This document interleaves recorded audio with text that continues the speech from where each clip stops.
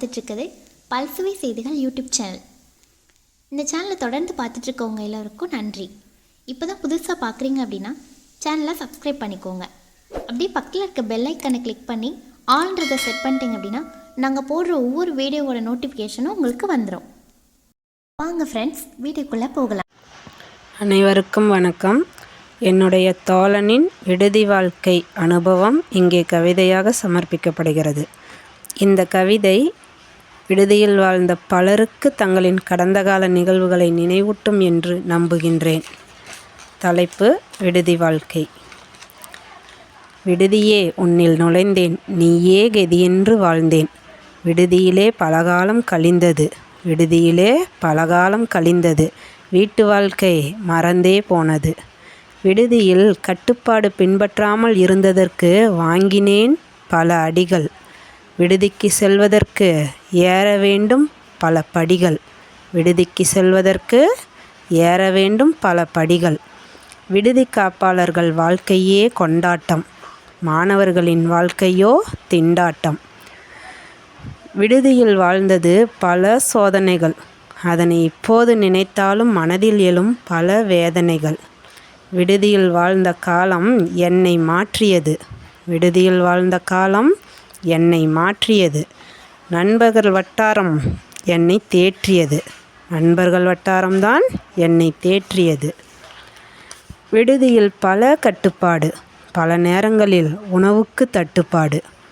விடுதியில் காலையிலும் மாலையிலும் படிக்கும் நேரம், அதனை நினைக்கும் போதெல்லாம் மனதில் பெரும் பாரம். அங்கு இருந்தன பல அறைகள், அங்கு இருந்தன பல அறைகள், அதில் ஏராளமான பல குறைகள். விடுதிக்கு செல்லும்போது பெற்றோர்களுக்கு சுகம், பல பிள்ளைகளுக்கோ சோகம்.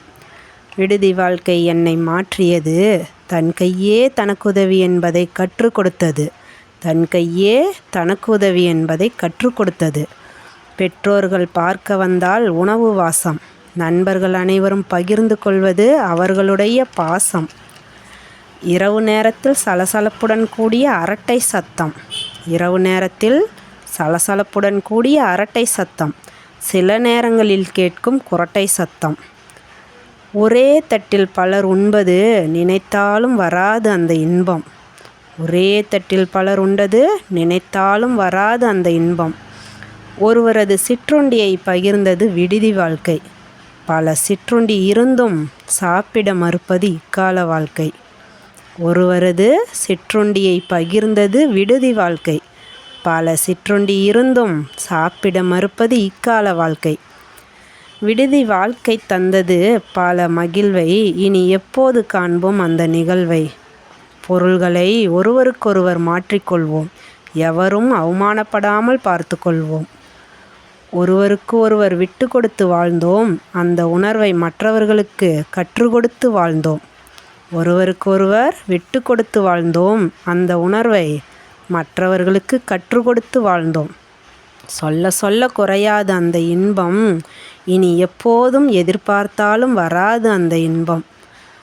விடுமுறை நாட்களில் சுகமான பேச்சு, இப்போது அவையெல்லாம் மறந்தே போச்சு. விடுமுறை நாட்களில் சுகமான பேச்சு, இப்போது அவையெல்லாம் மறைஞ்சே போச்சு. அப்போதைய விடுதி வாழ்க்கையில் பிள்ளைகளும் பெற்றோர்களும் கடிதத்தின் மூலம் மட்டுமே பேசிக்கொண்டனர். இப்போதைய விடுதி வாழ்க்கையில் பிள்ளைகளும் பெற்றோர்களும் காணொளி மூலம் கூட பேசுகின்றனர். விடுதியே, உன்னை நினைத்தால் மனம் முழுவதும் மகிழ்வு, இனி எப்போது கிடைக்கும் அந்த நிகழ்வு. விடுதியே, உன்னை நினைத்தால் மனம் முழுவதும் மகிழ்வு, இனி எப்போது கிடைக்கும் அந்த நிகழ்வு.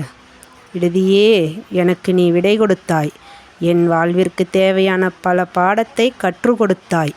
விடுதியே, எனக்கு நீ விடை கொடுத்தாய், என் வாழ்விற்கு தேவையான பல பாடத்தை கற்றுக் கொடுத்தாய். நன்றி, வணக்கம்.